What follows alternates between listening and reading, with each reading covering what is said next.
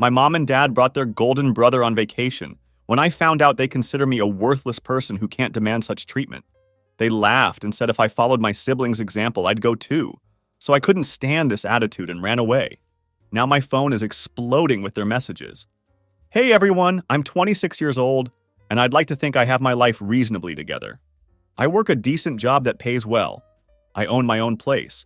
And generally speaking, I've managed to build a stable, independent life for myself. Most people would probably look at my situation and think I'm doing pretty well for someone my age. My older brother Ethan is 29 and works in pharmaceutical sales. Ever since we were kids, he's been what you might call the golden child of our family. My parents have always worshipped the ground he walks on, celebrating every minor achievement as if he'd just discovered the cure for cancer. Meanwhile, I've spent most of my life feeling practically invisible, just existing in the background while all the attention and praise flowed in his direction. This is the story of how I finally made them all pay attention to me, though perhaps not in the way any of us expected. The whole situation really started to escalate last March when Ethan received a promotion at work. He was named regional sales manager at his pharmaceutical company, which apparently came with all the typical corporate perks: a corner office, company car, the full executive package. When he called to tell me about it, I was genuinely happy for him. We weren't particularly close as brothers, but I didn't harbor any ill will toward him personally. Success is success, and I could respect his professional achievements. My parents, however, absolutely lost their minds with excitement over this promotion. You would have thought Ethan had just been elected president or won a Nobel Prize. Within 3 days of hearing the news, they had booked him and his girlfriend Brooke on an elaborate 2-week Caribbean cruise. This wasn't just any ordinary vacation either. We're talking about a 5-star luxury experience with a private balcony, spa treatments, and all the premium amenities you could imagine. Based on what I could piece together from various conversations, they spent at least $18,000 on this celebration cruise. The most frustrating part was that I didn't even find out about this extravagant gift directly from my parents.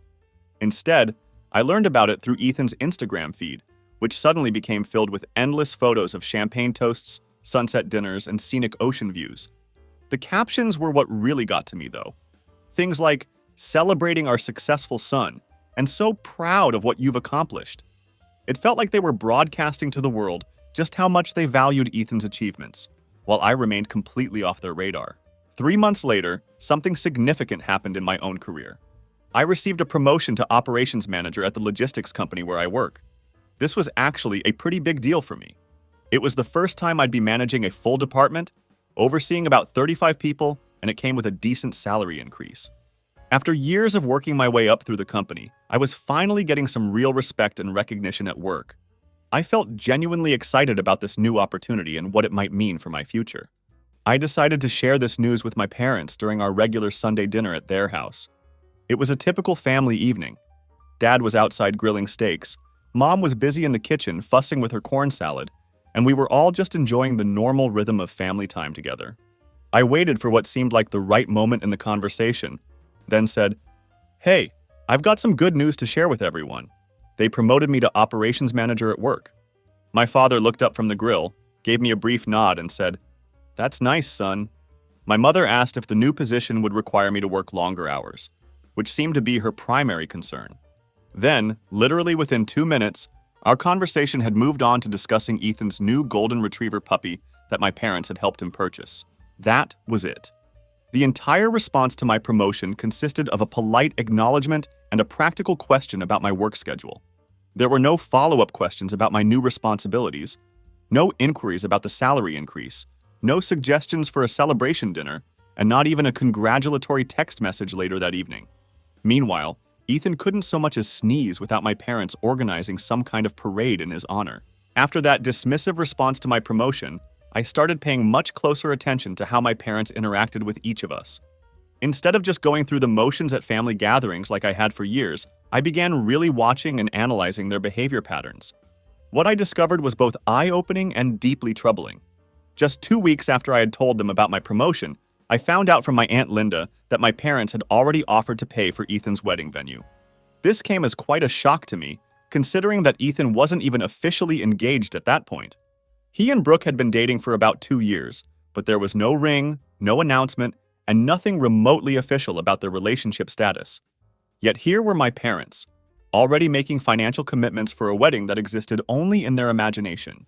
When I asked my mother about this supposed wedding venue offer, she brushed off my concerns with a casual wave of her hand. "We just want to make sure they're set up properly when the time comes," she explained, as if this was the most natural thing in the world. You know how expensive weddings are these days, and we want to help them get started on the right foot. But what really pushed me over the edge was what happened around my birthday in September. I had just turned 26 on a Thursday. Nothing particularly fancy or special, but I thought it might be nice to celebrate with my parents. I called them to see if they wanted to grab dinner somewhere, or maybe just spend some time together. My father answered the phone and immediately said, "Oh shoot, we're actually heading out of town tomorrow morning." Curious about their sudden travel plans, I asked where they were going. It turned out they were taking another cruise on the same cruise line that Ethan and Brooke had used for their celebration trip. They offered us a return customer discount, my father explained, as if this justified their timing. It was too good of a deal to pass up. I sat there holding the phone, completely stunned. My parents were going on another luxury cruise during my birthday week, using a discount they had earned from celebrating my brother's achievements. "Maybe we can do something when we get back," my father added half-heartedly, but we both knew that follow-through was unlikely to happen.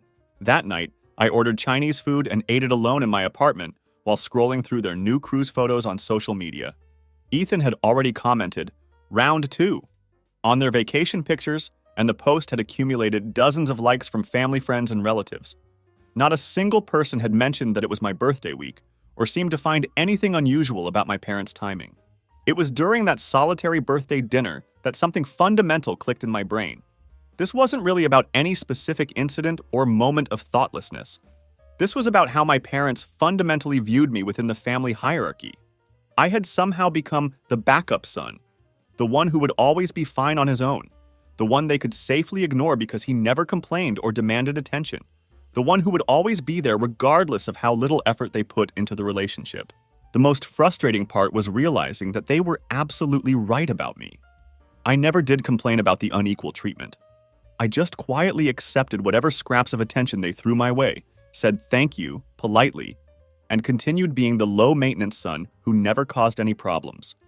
I had trained them to treat me as an afterthought by never demanding anything better. But something shifted in me that night. It wasn't exactly anger, though there was certainly some of that. It was more like a cold, clear understanding of the situation.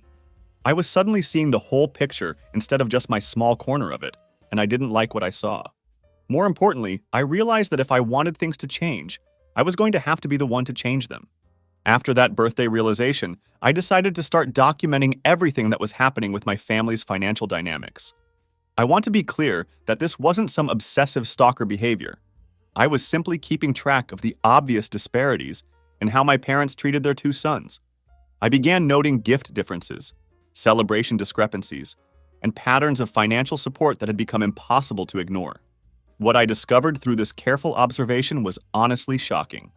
Over the past 2 years, my parents had spent roughly $55,000 on Ethan-related expenses. This included the elaborate Caribbean cruise, a partial down payment on his Audi lease, the prepayment for his future wedding venue, and countless random gifts like furniture and electronics. On top of all that, they were covering his health insurance and monthly phone bill because, according to them, his job benefits weren't comprehensive enough. In contrast, their spending on me during that same 2-year period totaled maybe $450. This consisted mainly of modest birthday dinners and Christmas gifts that honestly looked like they had been grabbed from a gas station convenience store at the last minute. Here's where the situation gets particularly interesting, and I'll admit this part makes me uncomfortable to discuss. When I had helped my father set up their online banking system 2 years earlier, he had created new accounts and never bothered to change the passwords from the temporary ones I had set up for him. This meant I could see exactly where their money was going each month, and what I discovered was far worse than I had imagined. Ethan wasn't just receiving occasional help from our parents. They were essentially funding his entire lifestyle. They were covering his car payment, providing rent assistance, bailing him out when he overspent on his credit cards, and giving him random loans that never seemed to get paid back. When I calculated everything, they were spending almost $2,200 every single month, supporting their 29-year-old son's standard of living. The truly crazy part was that they were actively hiding the extent of this financial support from other family members. Uncle Rick, who worked at a credit union and understood financial planning, had no idea how deep their monetary involvement actually went. Aunt Linda thought they had simply helped with Ethan's car down payment, not that they were covering the full monthly lease payment indefinitely. But the most alarming discovery was understanding what this level of support was actually costing my parents personally. They had pulled over $45,000 out of their retirement accounts over the past 3 years, paying early withdrawal penalties and massive tax hits in the process. Their savings account, which used to maintain a healthy balance of around $35,000, had dwindled down to maybe $7,500. They were literally destroying their own financial future to fund Ethan's fantasy lifestyle. The most tragic part was that Ethan genuinely had no idea how much my parents were sacrificing for him. He believed they were just generous people with extra money lying around, rather than understanding that they were bankrupting themselves to maintain his image of success. Meanwhile, my parents were eating generic store-brand cereal for breakfast so they could afford to make Ethan's luxury car payments. Around Christmas time, I started testing the waters by asking innocent-sounding questions at family gatherings. I would make casual comments like, "Nice watch, Ethan, early Christmas gift?" Or, "Wow, that restaurant looked expensive on your Instagram posts." Or, "Must be nice having such comprehensive job benefits." Through these seemingly harmless conversations, I learned that Ethan genuinely believed he was financially successful and that his lifestyle was completely sustainable through his own income. The reality was that his parents covered his car payment, insurance, half his rent, and any random emergencies that came up, while he spent his actual salary on expensive restaurants, designer clothes, and luxury vacations. He had no concept of what his life actually cost or how precarious his situation really was. As I continued to observe this unsustainable financial situation, I started developing what I can only describe as a plan. It wasn't exactly revenge that I was after. It was more like engineering a reality check for everyone involved. My parents wanted to treat me like I didn't exist in their family dynamic? Fine. Let's see how much I actually mattered when their golden boy's carefully constructed house of cards started falling down around him. The catalyst for everything that followed came in January when Ethan announced his engagement to Brooke. This wasn't just a simple proposal announcement. It was a massive social media production, complete with a professional photographer, drone footage of the actual proposal moment, strategic hashtags, and the full influencer-style marketing treatment. The caption on his Instagram post read something like, "She said yes. Can't wait to build our future together with the support of our amazing families." My parents' response was immediate and characteristically over the top. My mother commented, "We're so proud of you both. This is going to be the wedding of the century." My father shared the post on his own social media with an emotional caption about watching his son achieve all of his dreams and build the perfect life. The whole display made me wonder exactly whose money they thought was going to fund this wedding of the century. You see, I had been monitoring their bank accounts for months at this point, and I knew they were already stretched beyond their financial breaking point just from supporting Ethan's daily lifestyle. Now they were talking about funding a wedding that would probably cost a minimum of $45,000. And that was assuming they went with relatively modest choices for everything. The engagement party was scheduled for May and held at an expensive country club outside of town. I received my invitation in the mail, not hand-delivered like Brooke's bridesmaids had received theirs, but just a standard printed invitation with my name written in what looked like an afterthought. I RSVP'd yes and mentally prepared myself for phase 1 of my plan. The party itself was exactly what you'd expect from people trying to project an image of success they couldn't actually afford. There were overpriced appetizers, an open bar, and about 85 guests including distant relatives and several of Ethan's work colleagues. Brooke looked absolutely gorgeous, and Ethan was working the room like a seasoned politician, making sure to personally greet everyone and soak up all the congratulations and well wishes. My parents were practically glowing with pride, acting as if they had personally arranged the engagement and deserved credit for their son's romantic success. I spent most of the evening just listening and observing, picking up bits of information and trying to understand the family dynamics from an outsider's perspective. It was actually quite fascinating to watch how obvious the favoritism was once you knew what to look for and started paying attention to the subtle patterns of interaction. About an hour into the party, I found myself standing near the bar area with Uncle Rick, Aunt Linda, and a couple of Ethan's work colleagues. They had gotten into a conversation about wedding costs and how absolutely insane the price of everything had become in recent years. Uncle Rick was telling stories about how weddings used to cost maybe $6,000 total back in his day, and now you couldn't even get decent flowers for that amount. One of Ethan's colleagues, let's call him Brad, laughed and said, "Yeah, Ethan was telling us they're looking at venues that cost more than I make in 6 months. Must be nice to have that pharmaceutical sales money rolling in." This was the perfect opening I had been waiting for. "Oh, Ethan's not paying for the wedding," I said casually, as if I was just mentioning something about the weather. "Mom and Dad are covering it. They've been helping him out with a lot of expenses lately." I could feel the entire conversation shift in that moment. Uncle Rick looked genuinely confused and said, "Really? I thought Ethan was doing pretty well financially with his recent promotion." "He is doing well," I replied. "But you know how expensive it is to get properly established these days. Mom and Dad like to make sure he's comfortable and has everything he needs." Aunt Linda frowned and asked, "How much are they helping him with exactly?" This was the moment where I could have backed down, kept the family peace, and pretended everything was perfectly normal. Instead, I shrugged and said, "Well, they're covering the wedding venue. They helped with his car lease, and they've been assisting with his rent payments. I think they even pulled some money out of their retirement account to help with the engagement ring." The silence that followed was immediate and deeply uncomfortable. Brad looked awkward and seemed to wish he was anywhere else. Uncle Rick's face went from confused to genuinely concerned, and Aunt Linda looked like she was processing some very troubling information. "They pulled money from their 401k?" Uncle Rick asked, and I could tell from his tone that he understood exactly how serious that was. As someone who had worked in finance for over 30 years, he knew the implications of early retirement withdrawals better than anyone. "Just some," I said with a casual shrug. "But hey, that's what family's for, right?" After dropping that bombshell, I excused myself to get a refill at the bar and watched from across the room as the ripple effects of my revelation spread through the party. I could see Uncle Rick having what appeared to be a very serious and intense conversation with my father near the patio doors. Meanwhile, Aunt Linda was talking quietly with my mother, and both of them looked increasingly worried as their discussion continued. By the end of the night, the overall mood of the party had definitely shifted. People were still congratulating Ethan and Brooke on their engagement, but there was this unmistakable undercurrent of concern running through many of the conversations. I caught snippets of discussions about financial responsibility, retirement planning, and the importance of living within your means.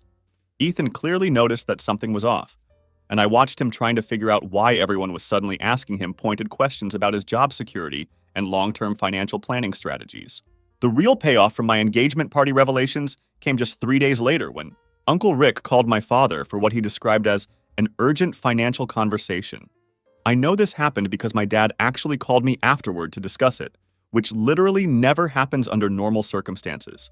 "Your uncle seems to think we're having serious money problems," my father said, sounding both confused and slightly irritated. "He got some crazy idea that we're draining our retirement accounts to help support Ethan financially.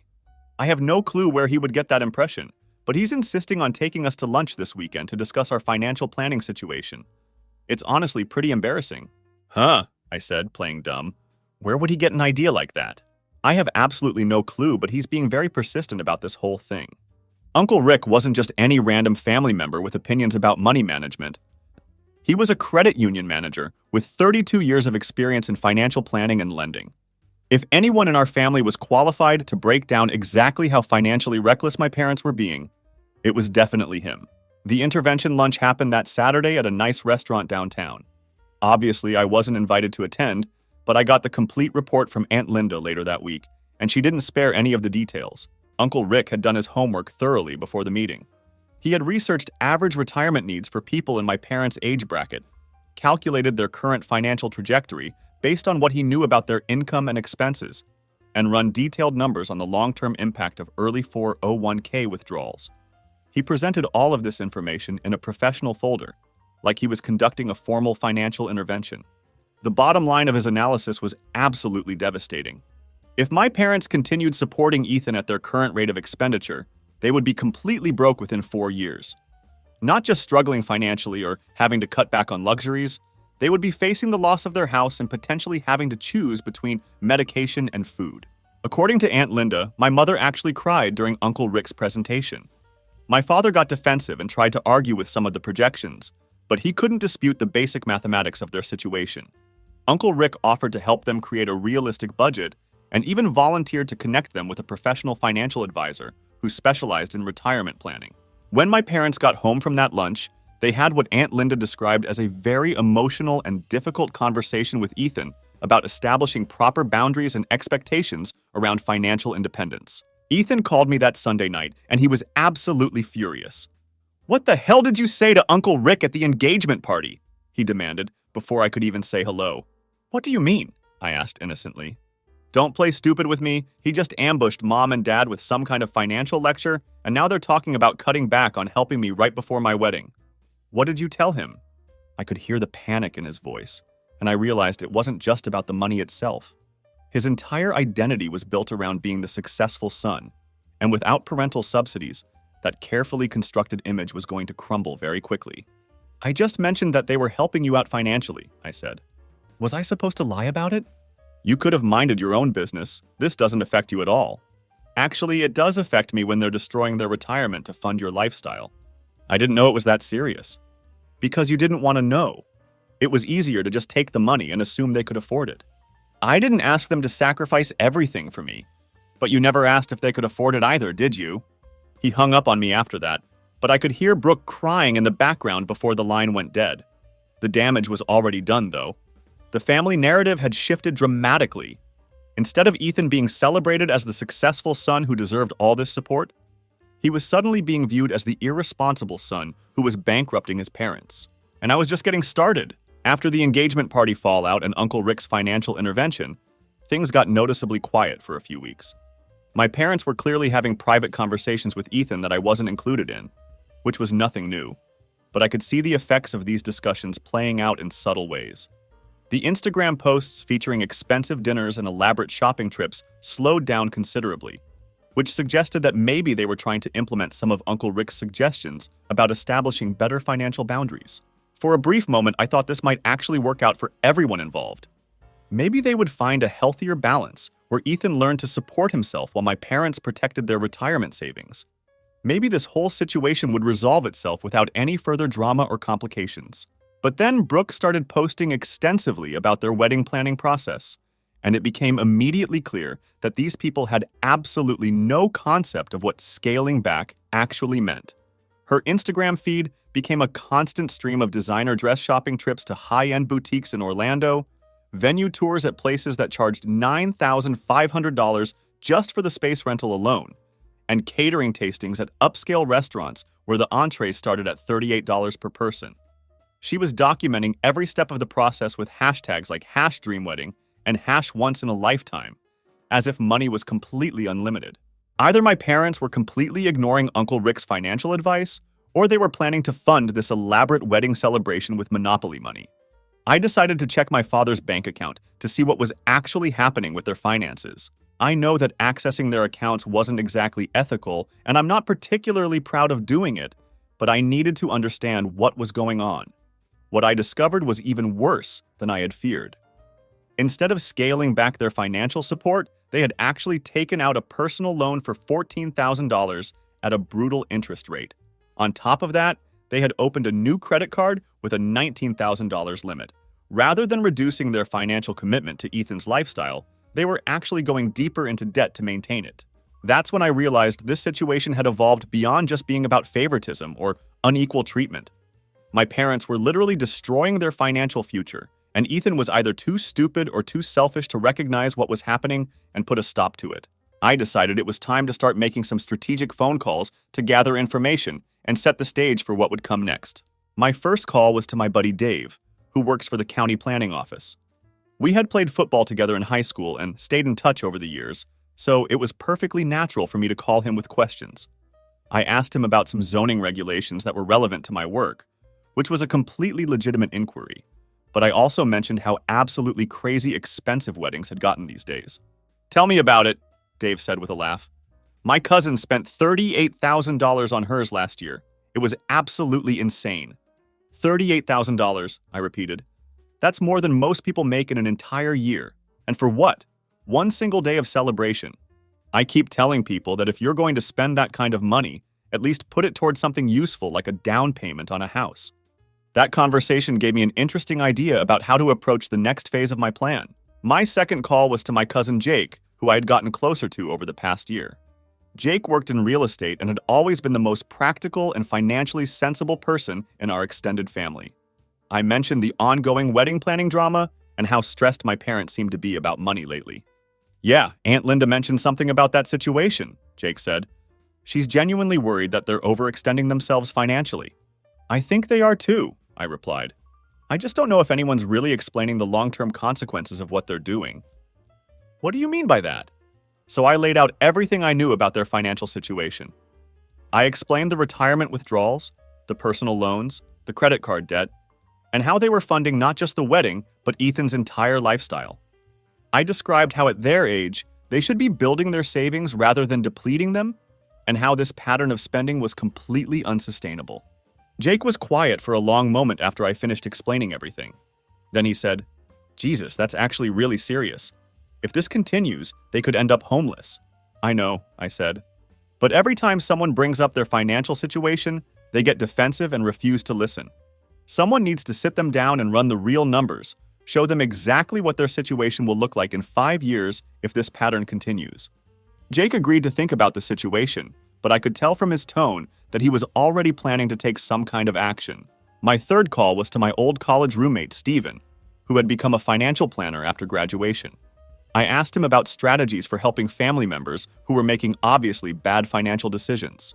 "The hardest part is usually getting them to admit there's actually a problem," Steven explained. "Sometimes it takes a crisis of some kind to wake people up to reality." "What kind of crisis?" I asked. "Oh, something like having their credit card declined somewhere embarrassing, or getting calls from the bank about overdraft fees, or having someone in their social circle point out how irresponsible they're being." Social pressure can be incredibly motivating when it comes to changing financial behavior. I thanked Steven for his insights and hung up the phone. My brain was already working on the next steps. Social pressure, public embarrassment, and financial crisis. What if all three of those things happened at the same time? That's when I remembered something important about the wedding venue that Brooke had been posting about constantly. Lakeside Manor was owned by a guy named Tom Morrison, and I knew Tom through some work connections. My company had done a warehouse renovation project for his catering business a couple of years back, and Tom was a good guy, but he was also a smart businessman who had very strict policies about deposits and payment deadlines. I decided to give Tom Morrison a call, ostensibly to check on some warranty work from our old renovation project. We chatted for a few minutes about business and how his catering operation was doing, and then I casually mentioned that my brother was planning his wedding for later in the year. "Oh yeah? What venue is he looking at?" Tom asked. "Actually, I think he's already booked with you guys at Lakeside Manor," I replied. "What's the wedding date?" I told him October 15th, and I could hear him typing on his computer to pull up the information. "Ethan Richardson? Yeah, we've got him down for October 15th, Tom confirmed. "Great date choice, and they went with our premium package ceremony, reception, full catering service. It should be absolutely beautiful." "That's awesome," I said. "I know they're really excited about it." "We're excited too," Tom replied. "We're just waiting on their next payment, actually. The second deposit was due about 2 weeks ago, but these things happen. People sometimes need a little extra time to get their finances together for such a big event." My heart started racing as I processed this information. They were already behind on their venue payments. "Oh, I'm sure they'll get it sorted out," I said, trying to keep my voice casual. "Probably," Tom agreed. "But we do have pretty strict policies about payment schedules. If they're more than 30 days behind on any deposit, we have to release the date to other couples who are interested. I hate to see that happen, especially since October dates book up so fast, but we have to run our business professionally." I thanked Tom for the information and hung up, my mind immediately racing with the implications. They were late on the venue deposit, and if they fell more than 30 days behind, they would lose their wedding date entirely. More importantly, if this happened, it would be a very public failure right in front of all their friends and family members. I started making additional calls to gather more information about their other wedding vendors.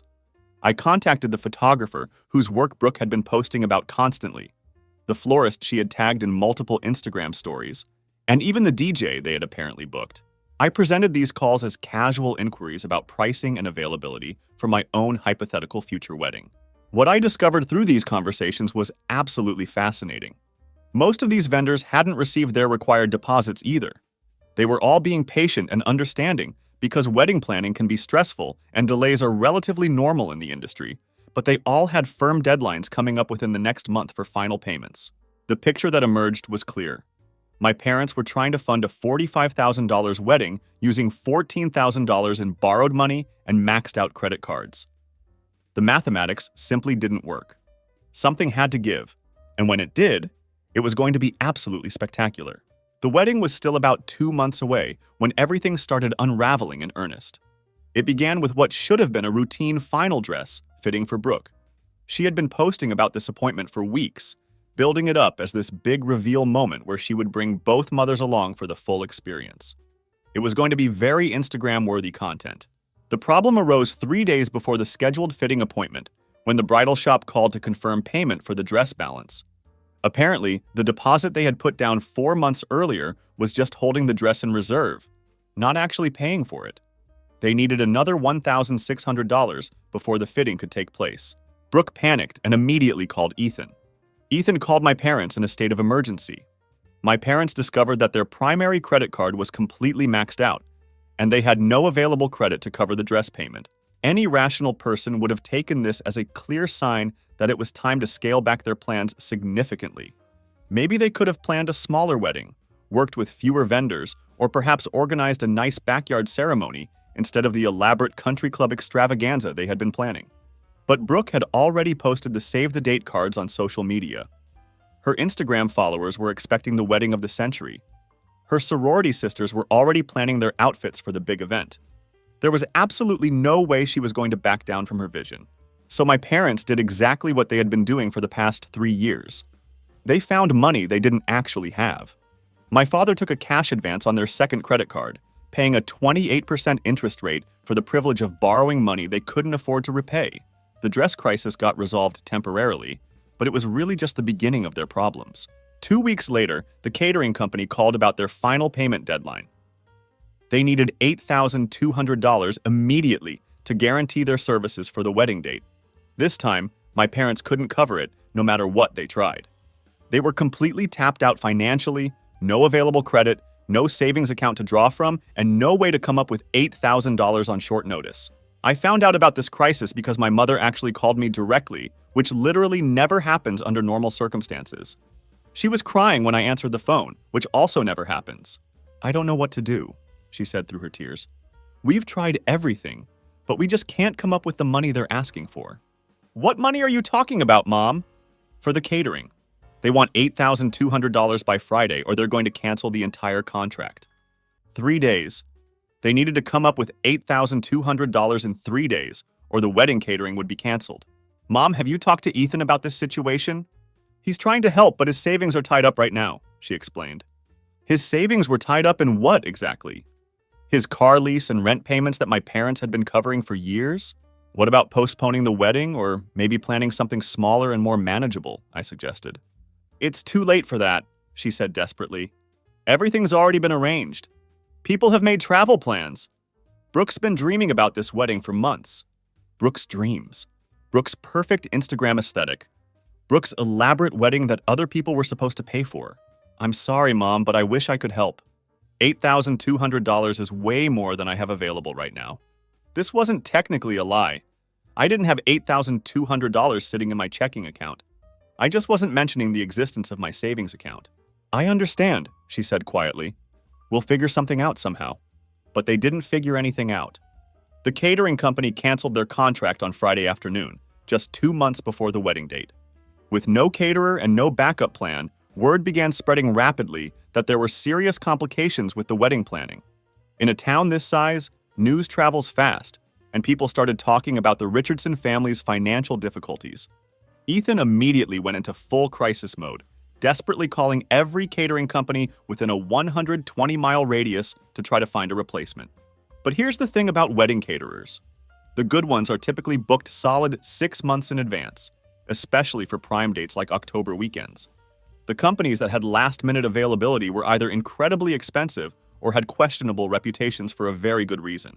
After an exhausting week of phone calls and increasingly desperate negotiations, Ethan finally found one catering company that was willing to take on the job. Their quote was $12,500, 65% more than the original caterer had been charging. Even worse, they required full payment up front before they would even begin planning the menu. My parents didn't have $12,500. At this point, they barely had $1,250 in available funds. The financial hole they had dug for themselves was simply too deep to climb out of, even with their willingness to destroy their retirement savings. That's when Ethan made the phone call I had been waiting months to receive. It came on a Tuesday night around 9:30 p.m., and for the first time in years, he wasn't calling to brag about some achievement or success. He was calling to ask me for help. "Look, I know things have been weird between us lately," he said, and I could hear the stress and desperation in his voice. "But I'm in a really bad situation here, and I don't know where else to turn." "What's going on, Ethan?" "The caterer fell through, and we found a replacement, but they want everything paid up front. Mom and Dad can't cover it, and I'm completely tapped out financially." "How much money are we talking about?" $12,500. I let that enormous number sink in for a moment before responding. "Jesus, Ethan, that's a lot of money." "I know it is, but I'm absolutely desperate here. The wedding is in 8 weeks. If we don't lock this catering contract down immediately, we're going to have to cancel everything." This was the moment I had been building toward for months, Ethan calling me for help, admitting he was desperate, and finally acknowledging that maybe I wasn't just the invisible little brother who didn't matter. $12,500 is basically most of my emergency fund, I said slowly. "I'd pay you back with interest, whatever rate you want," he promised frantically. "When would you be able to pay me back?" There was a long silence on the other end of the line. "It might take some time, but you know I'm good for it," he finally said. Actually, I knew the exact opposite. Ethan was living paycheck to paycheck, propped up entirely by parents who were now broke themselves. He had absolutely no way to pay me back $12,500, and we both knew it. "I don't know, man. That's a huge amount of money to ask someone for." "You're my brother," he said, playing the family card that had never seemed to apply when it came to treating me with respect or recognition. There it was, the assumption that blood relation meant unlimited financial obligation, regardless of how I had been treated over the years. "You're right," I said slowly. "I am your brother, which is exactly why I've been watching Mom and Dad destroy their retirement savings funding your lifestyle for the past 3 years. That's not what happened, isn't it?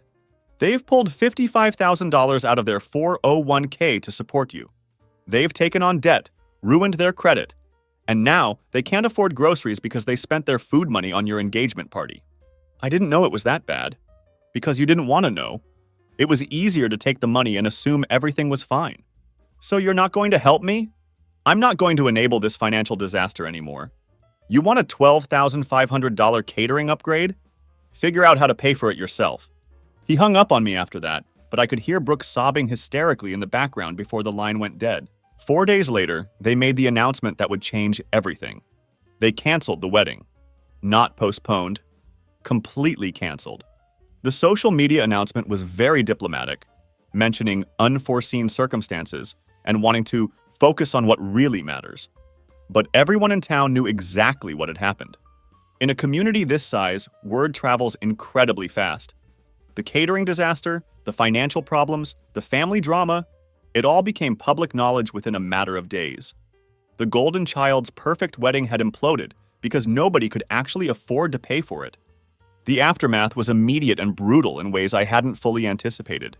Within a week of the cancellation announcement, my parents went from being the proud supporters of their successful son to becoming the cautionary tale that everyone whispered about at church and the grocery store.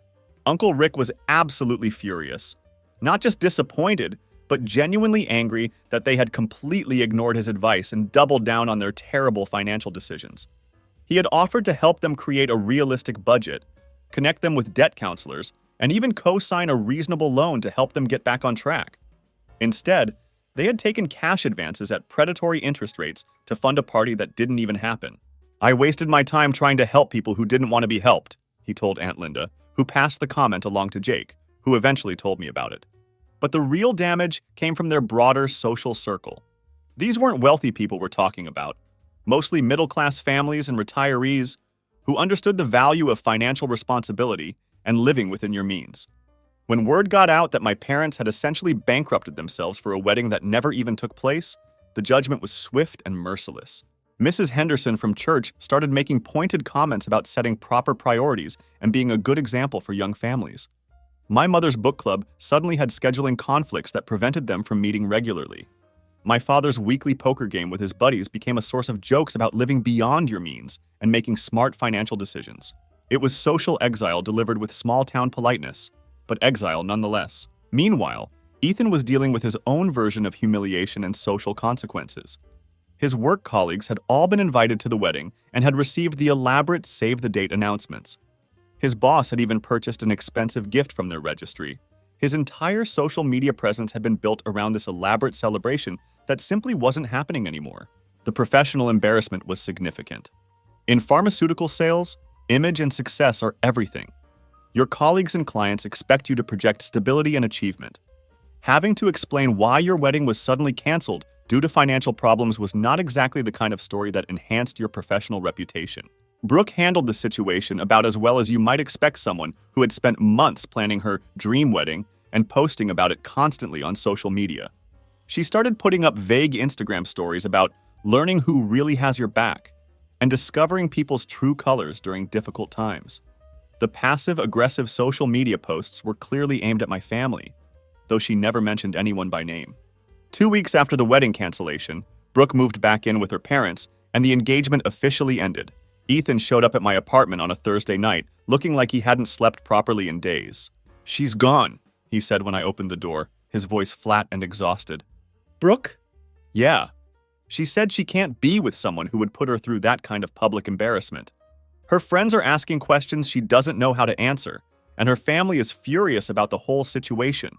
I looked at my brother standing in my doorway, and I almost felt bad for him. Almost. But then I remembered all those years of family dinners where I was treated like furniture while he got celebrated for simply existing. "I'm sorry this happened," I said, and surprisingly, I actually meant it a little bit. "I know you think I deserve all of this," he said quietly. "Do you think you deserve it?" He was quiet for a long time, just standing there processing the question. Finally, he said, "I never asked them to sacrifice everything for me. I thought they wanted to help because they could afford it. Did you ever ask if they could actually afford it?" "No." "Did you ever offer to pay them back for any of the support they gave you?" "I was going to when my career took off more and I was making better money." "Ethan, you're 29 years old. How much more taking off were you planning for your career to do?" That seemed to hit him hard. He nodded slowly, like something was finally clicking into place in his mind. "I really screwed up, didn't I?" he said. "Yeah, you did. Is there any way to fix this mess?" I thought about his question honestly. My parents were drowning in debt, facing social humiliation throughout their community, and staring at retirement with essentially no savings.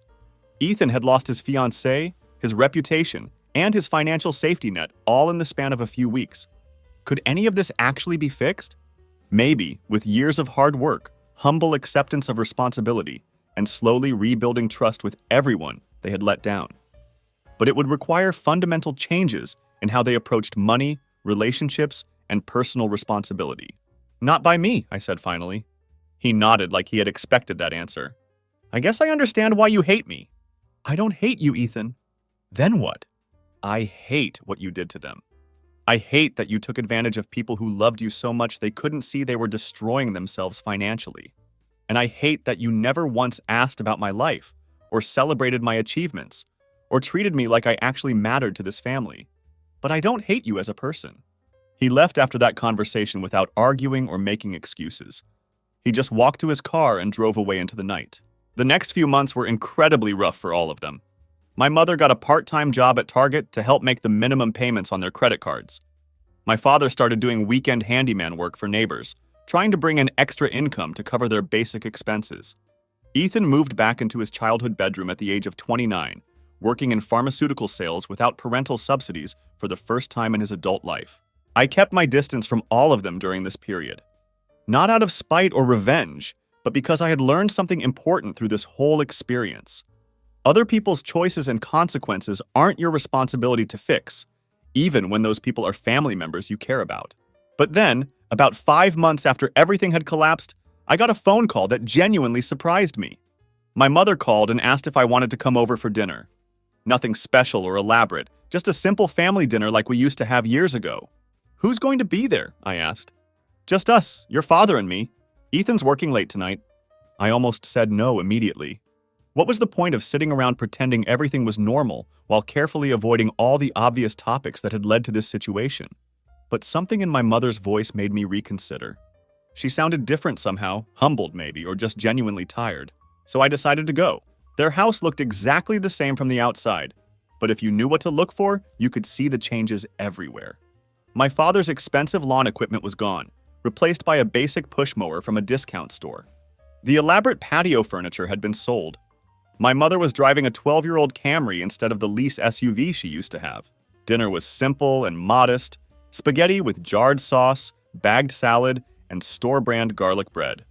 Nothing like the elaborate meals my mother used to prepare when she was trying to impress Ethan's girlfriends or celebrate his various achievements. We ate mostly in silence for the first few minutes, and then my father cleared his throat in that way he does when he's about to say something important. "We owe you an apology," he said. I looked up from my plate, genuinely surprised. For what? For treating you like you didn't matter. For taking you for granted. For assuming you'd always be there while we focused all our attention and resources on your brother. My mother was nodding along, and I could see tears forming in her eyes.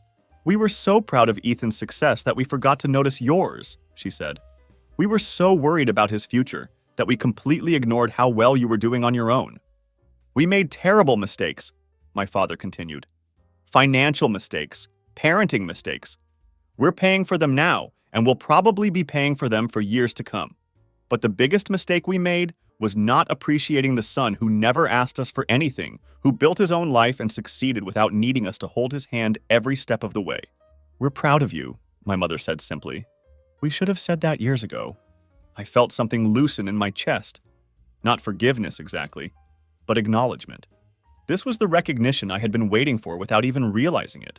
"Thank you," I said, my voice quieter than I had expected it to be.